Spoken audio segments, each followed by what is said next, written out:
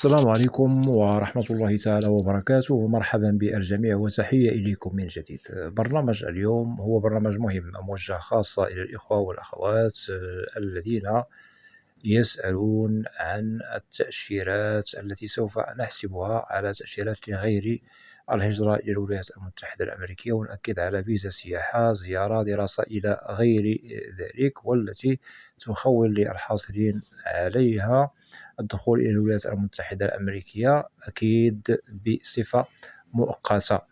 إذا هناك نقاط مهمة سوف نتطرق لها في البرنامج، ولا بأس إن استفدتم من البرنامج أن تقوموا بمشاركته مع الأصدقاء والأحبة، هذا لكي تعم الفائدة. ولا تنسوا أن تشتركوا في القناة. إذا بعدما قمت بتنزيل برامج عبر القناة، وضحت فيها نقاط مهمة عن القرار العائد لترامب والمتعلق بتعليق تأشيرات الهجرة، أو تعليق تأشيرات الهجرة للدخول إلى الولايات المتحدة الأمريكية. أكيد الإخوة والأخوات الطارحون للأسئلة وهم يطرحون الأسئلة لغير الهجرة. إذا بعدما قمت بتنزيل برامج مهمة سلطنا الضوء فيها على القرار العائد لترامب عن تعليق تأشيرات للهجرة، أو تعليق إصدار تأشيرات الهجرة إلى الولايات المتحدة الأمريكية. وأكيد الإخوة والأخوات الطارحون للسؤال هم يريدون التقديم على تأشيرات، ولكن ليست تأشيرات للهجرة. يريدوا أن يعرفوا هل هم معنيون بتعليق إصدار التأشيرات لهم بنعم أو لا. نؤكد بأن كل من هو طارح للسؤال عبر القناة، سواء تريد التقديم على فيزا سياحة أو فيزا زيارة أو دراسة أو علاج إلى غير ذلك من التأشيرات التي سوف نعتبرها مؤقتة للدخول إلى أمريكا، فلا داعي للقلق. ممكن أنك تقدم بدون حيرة، بدون قلق، ليس هناك من مشكل، لأنكم غير معنيون بالقرار العائد لترامب.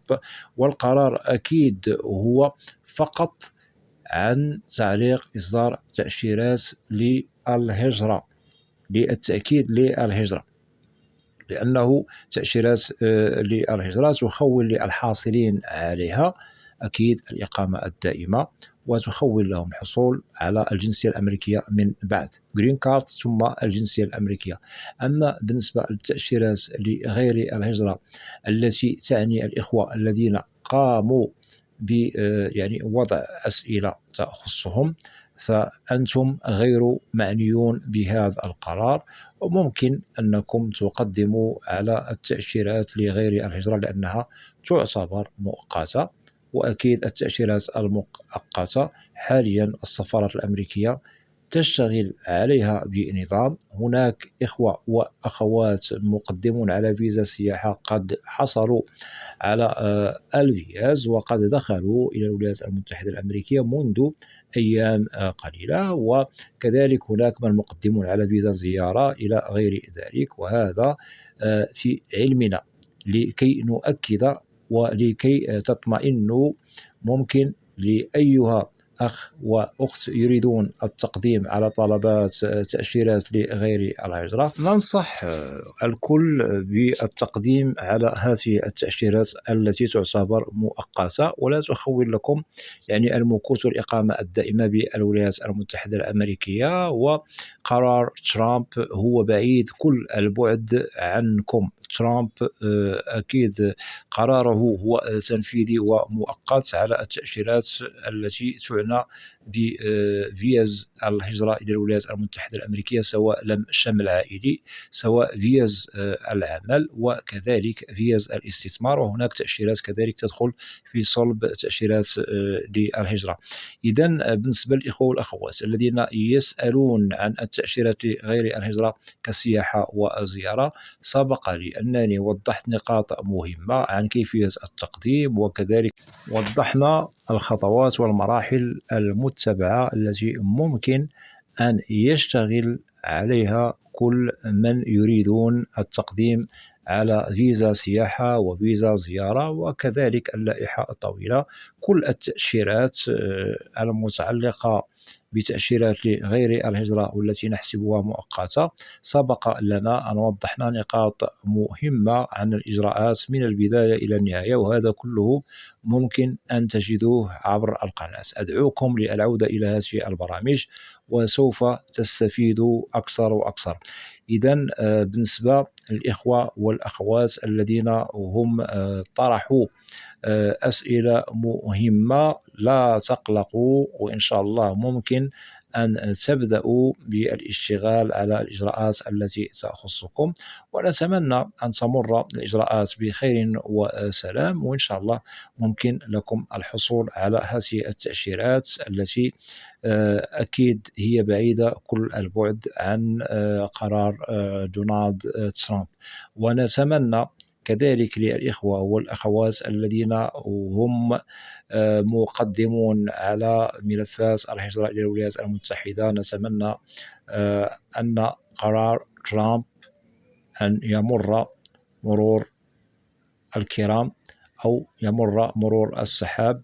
وأؤكد بأن هناك أخوات من ضمنهم سيدة طرحت السؤال بالتكرار عبر القناة، والسؤال المطروح من طرف الأخت هو تريد أن تقوم بزيارة لبنتها بالولايات المتحدة الأمريكية وهي حائرة، وسألت والسؤال متكرر.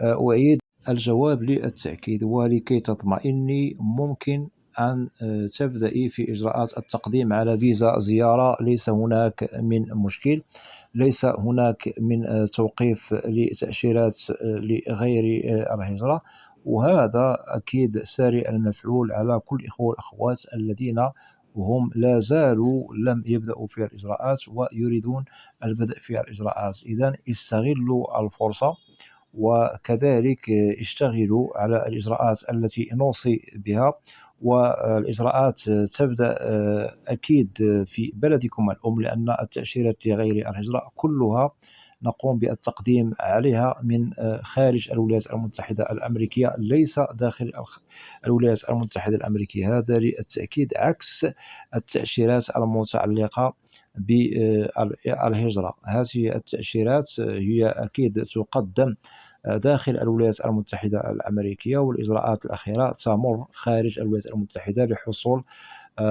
الأشخاص المعنيين بلم الشمل مثلا التأشيرة ببلدهم الأم، أي خارج الولايات المتحدة الأمريكية. إذن بالنسبة للفيزا سياحة أو فيزا دراسة أو فيزا زيارة أو فيزا علاج أو تأشيرات أخرى لائحتها طويلة، كل هذه التأشيرات تقدم من خارج الولايات المتحدة الأمريكية في بلد المعنيين بالتقديم على هذه الأنواع أو هذه الفئات من التأشيرات.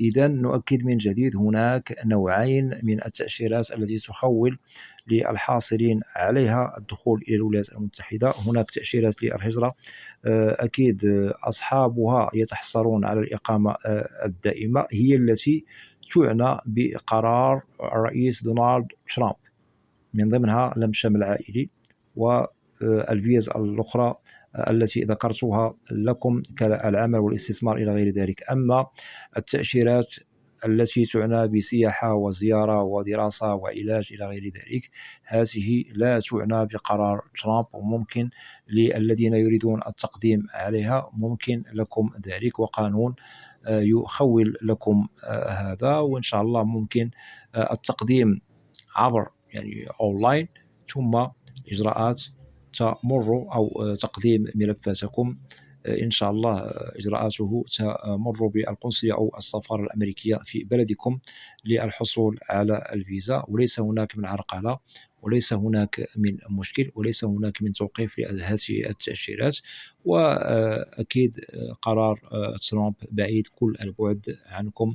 وأؤكد لكي تطمئنوا، هناك إخوة وأخوات قد تحصلوا على فيزا زيارة وفيزا سياحة يعني قبل أيام قليلة، وقد تواصلوا معي في القناة، هذا للإطمئنان. إذن ليس هناك من مشكل، ممكن أن تبدأوا في الإجراءات. واعلموا بأن هناك رسوم تؤدى على كل تأشيرة متعلقة بتأشيرة لغير الهجرة، وكذلك لازم أن تتوفر فيكم الشروط والمؤهلات التي تخول لكم الحصول على التأشيرة بنجاح بدون عرقلة بدون مشكل.